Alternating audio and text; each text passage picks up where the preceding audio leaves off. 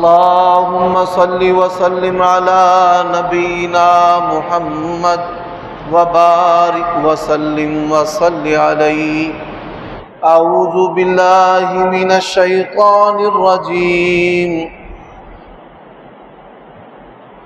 ان عدة الشهور عند الله 12 شهرا في كتاب الله يوم خلق السماوات والأرض منها 4 حرم ذلك الدين القيم۔ عیوب اور نقائص سے پاکیزہ، تمام قسم کی حمد و ثنا اللہ وحدہ لا شریک لہ کے لیے، اور درود و سلام شفیع للمذنبین خاتم النبیین رسول کریم رؤوف الرحیم صلی اللہ علیہ وآلہ وسلم کی ذات اقدس پر۔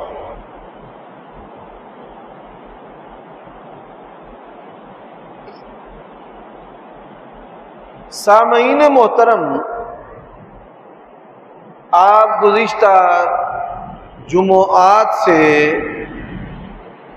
حضرت ابراہیم علیہ السلام کی سیرت اور اس میں جو ہمارے لیے نصیحتیں اور سبق ہیں وہ سماعت کر رہے ہیں۔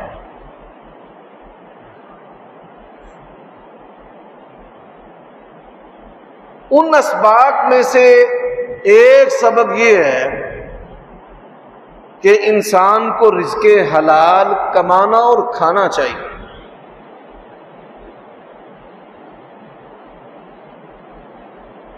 مومن آدمی کے لیے اللہ تبارک و تعالیٰ کی توفیق سے یہ آسان معاملہ ہے،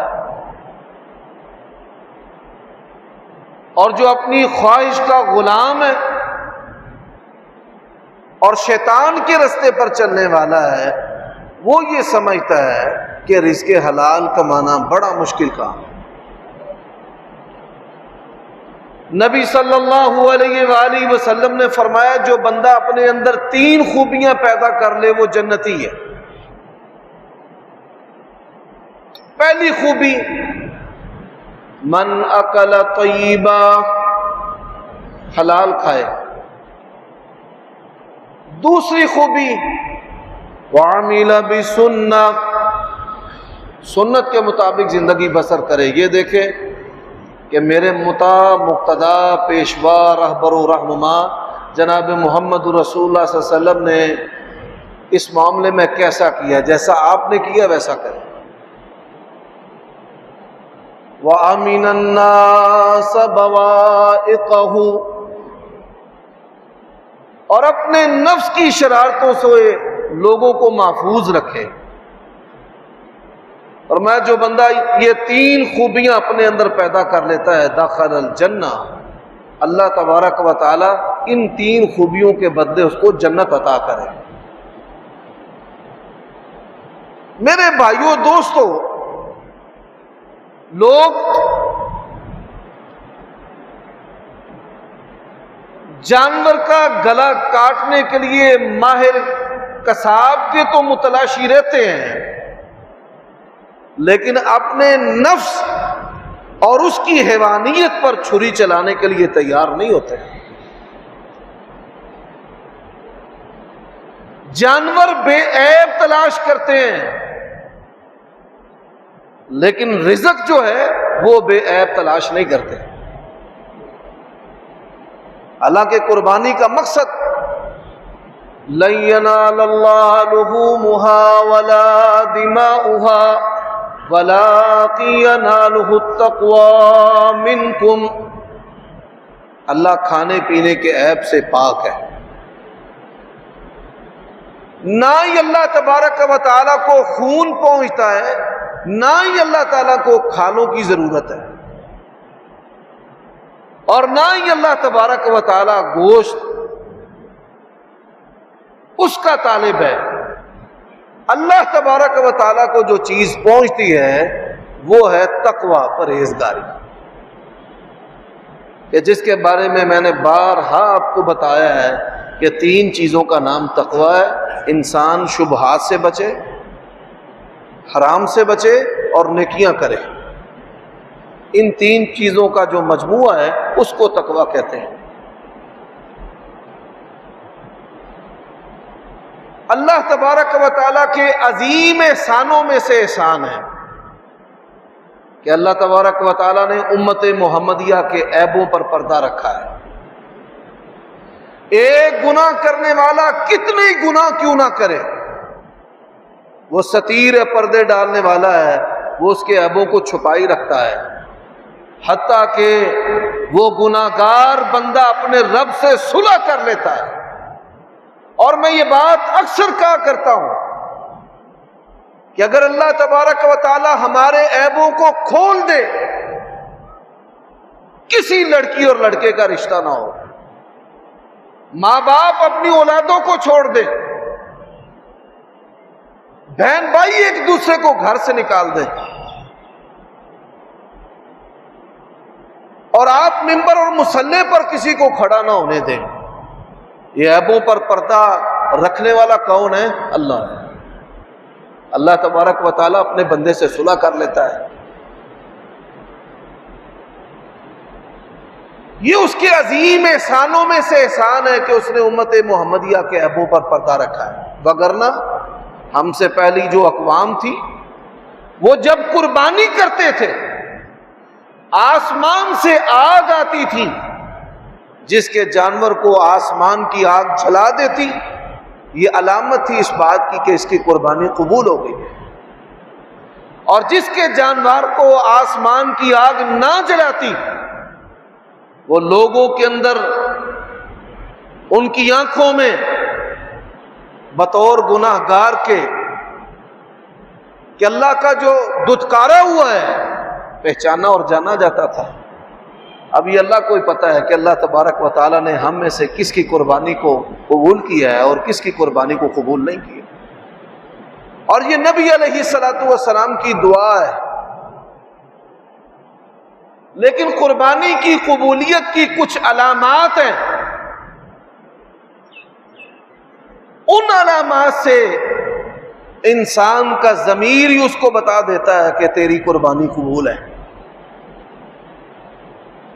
اللہ تبارک و تعالیٰ نے انسان کو فطرت پر پیدا کیا ہے، اس کا دل اور اس کا ضمیر اس کو گناہ پر جھنجھوڑتا ہے، اور نیکی اور اچھائی پر اس کو مطمئن کر دیتا ہے۔ یہی وجہ ہے نبی علیہ الصلوۃ والسلام نے فرمایا دا ما یریبک، جو چیز تجھے شک میں ڈالتی ہے اس کو چھوڑ دے، اور جس پر تیرا دل مطمئن ہے اس کو اختیار کر۔ علماء ہر وقت لوگوں کے ساتھ نہیں رہ سکتے۔ نبی علیہ الصلوۃ والسلام سے صحابہ کرام نے پوچھا کہ ہم کیسے فرق کریں برائی اچھائی میں کہ جس کے بارے میں ہم جانتے نہیں؟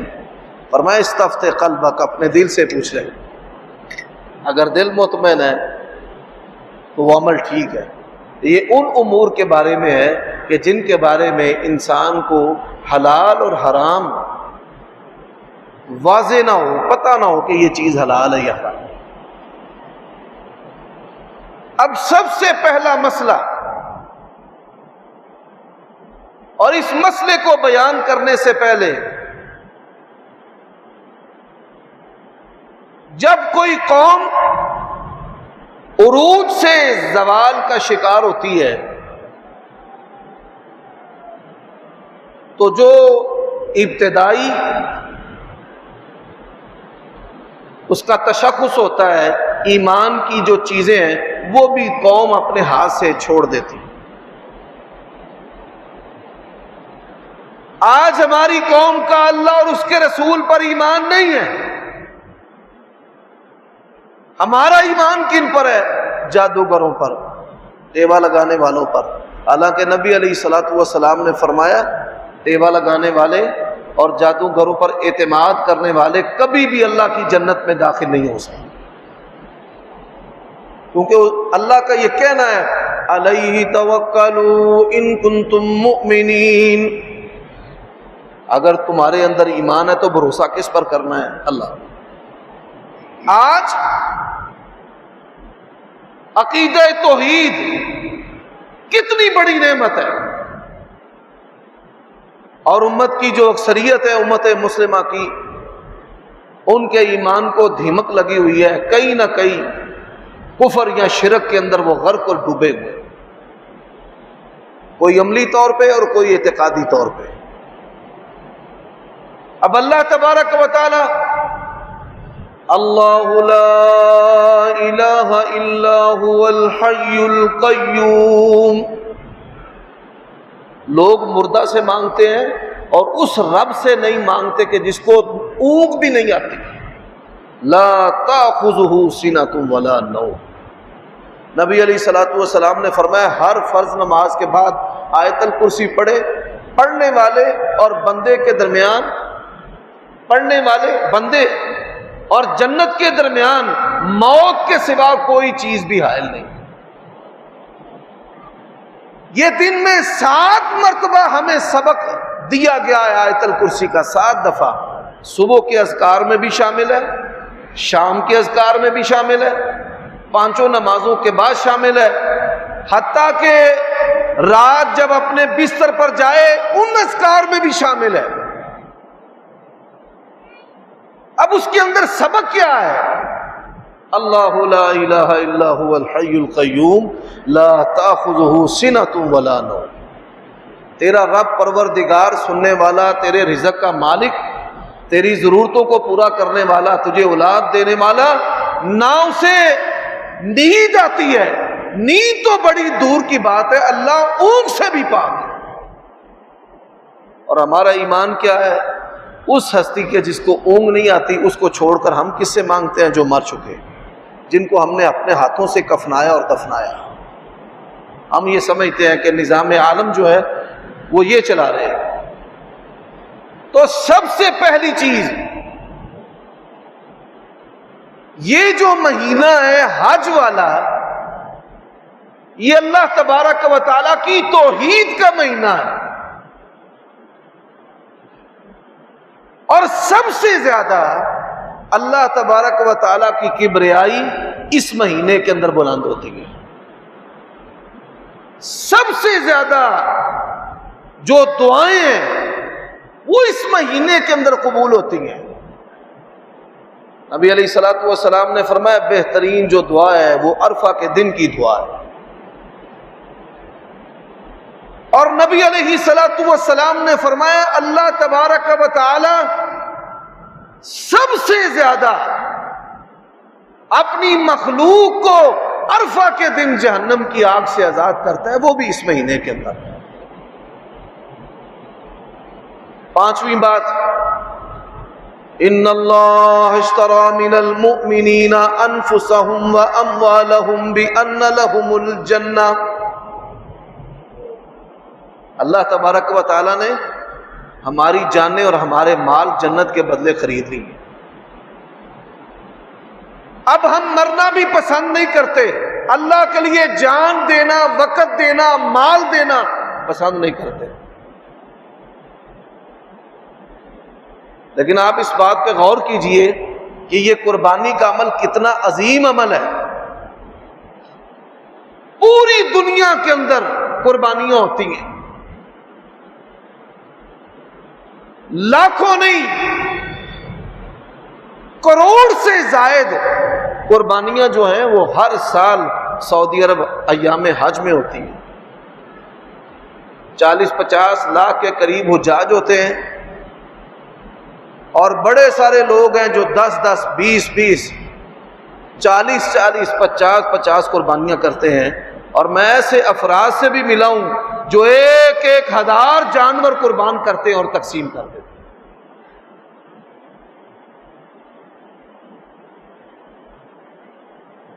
اللہ کے لیے قربان ہونے کا جس قوم کے اندر جذبہ پیدا ہو جائے، اللہ کی قسم ہے اس کو روئے زمین کی کوئی قوت مٹا نہیں سکتی۔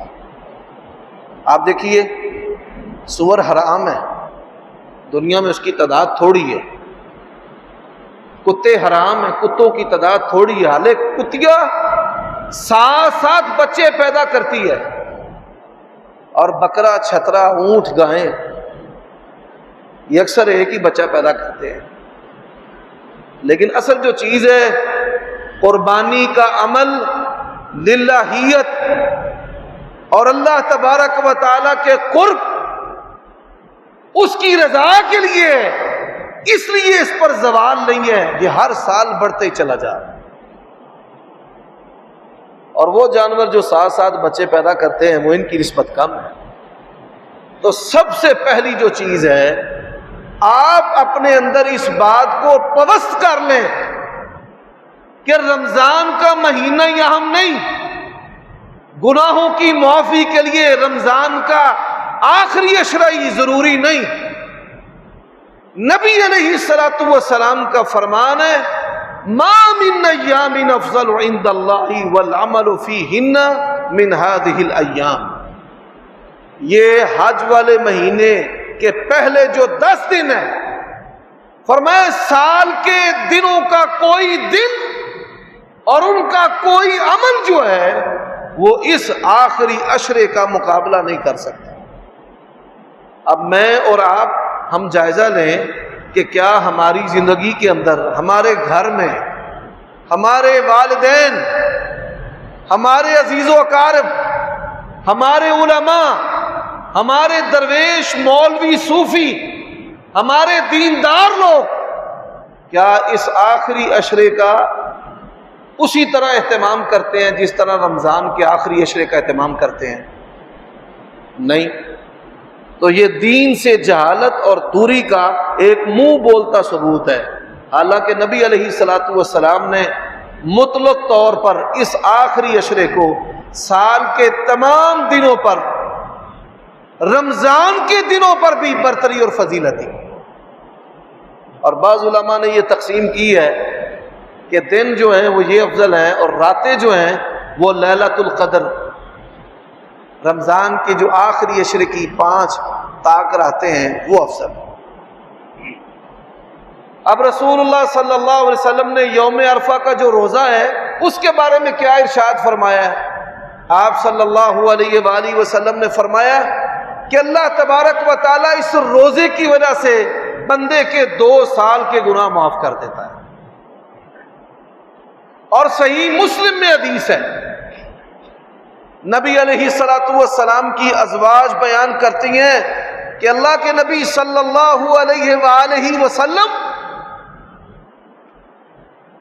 حج والے مہینے کے جو پہلے 9 روزے ہیں، یہ 9 کے 9 روزے رکھا کرتے تھے بڑے اہتمام کے ساتھ۔ اور اللہ تبارک و تعالیٰ نے قرآن مجید میں وَلِتُكَبِّرُوا اللَّهَ عَلَى مَا هَدَاكُمْ، ان دنوں میں اللہ تبارک و تعالیٰ کی جو کبریائی ہے اس کو بلند کرنے کا حکم دیا کہ آپ اپنے گھر میں اونچی آواز سے تکبیرات پڑھیں۔ صحابہ کرام کا کیا معمول تھا؟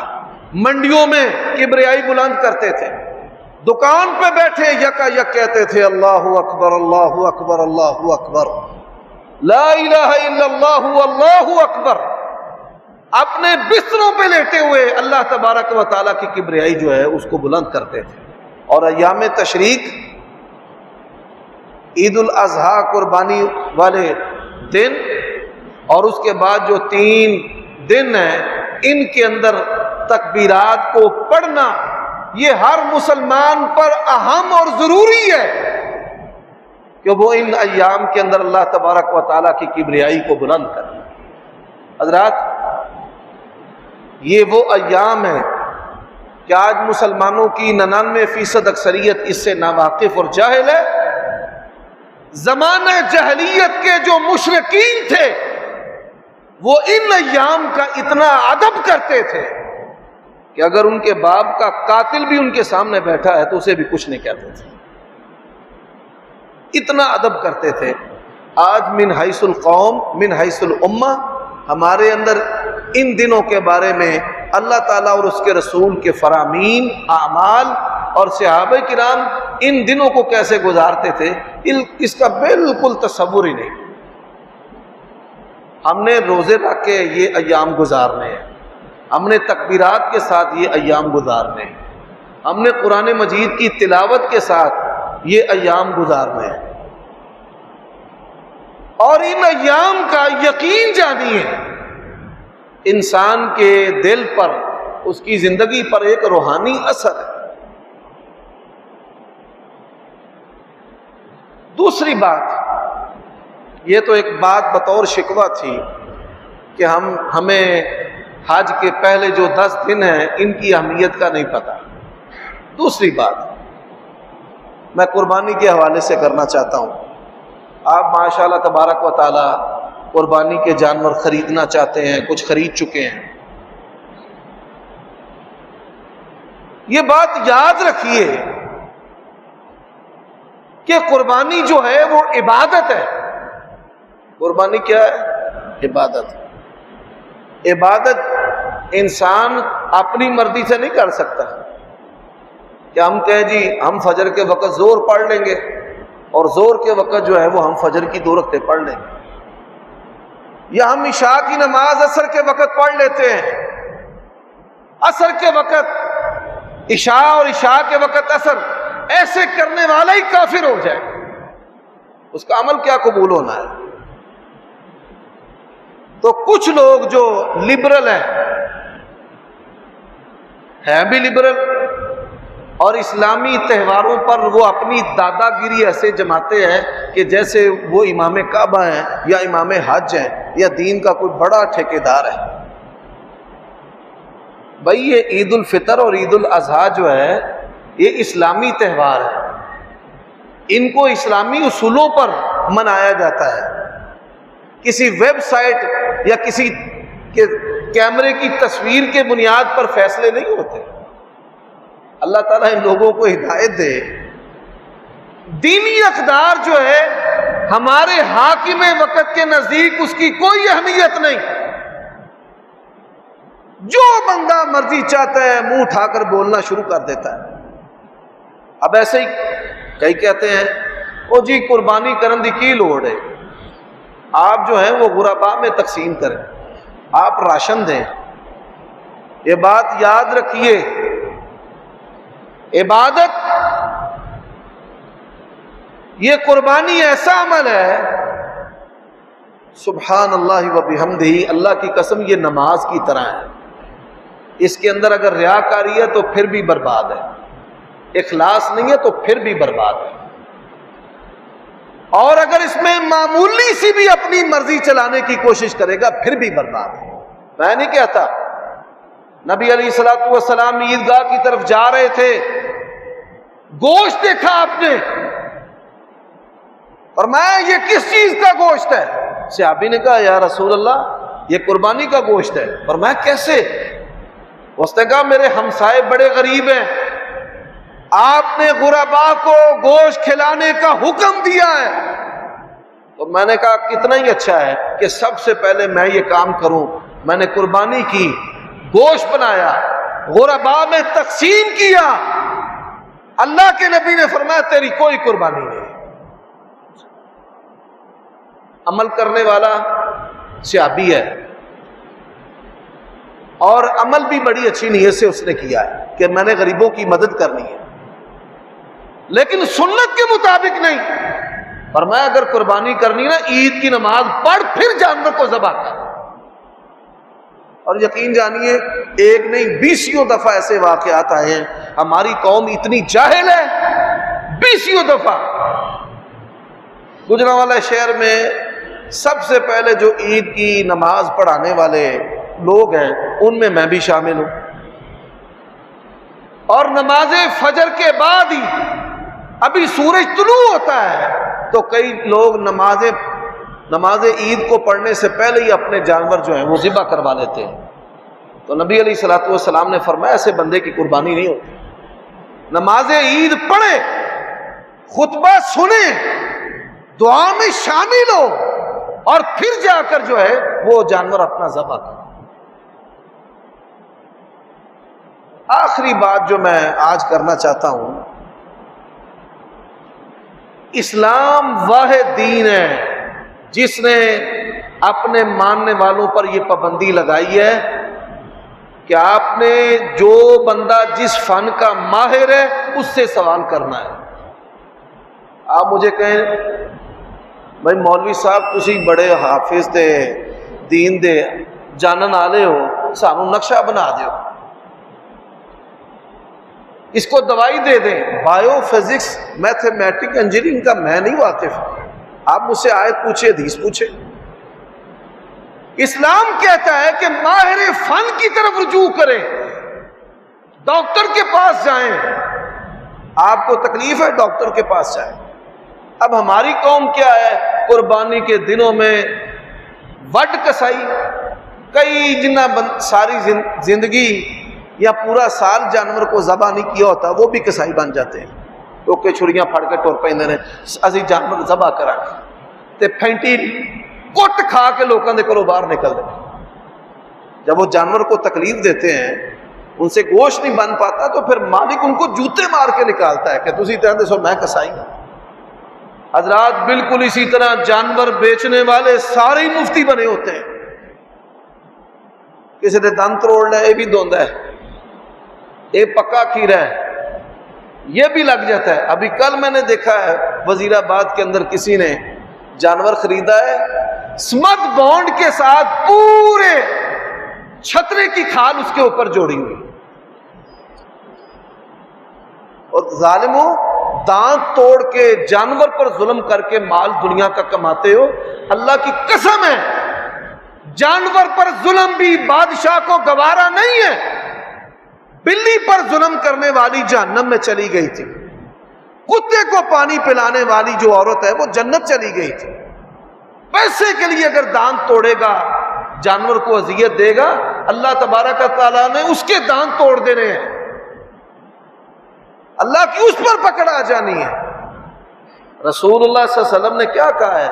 فرمائے وَإِذَا ذَبَحْتُمْ فَأَحْسِنُوا ذِبْحَهُ، جانور کو ذبح بھی کرنا ہے تو اس کو تکلیف دے کر ذبح نہیں کرنا، بس سیکنڈ کے اندر اس کی گردن جو ہے وہ کٹ جائے۔ ہمارے نبی تو اس کو بھی تکلیف دینا جو ہے وہ روا اور جائز نہیں رکھا۔ تو اللہ کے لیے ان چیزوں کو سوچیں۔ کچھ باتیں ہیں جن کی نشاندہی آئندہ انشاءاللہ خطبہ جمعہ میں ہوگی، میں اسی پر اکتفا کرتا ہوں۔ سبحان ربک رب العزت عما یصفون۔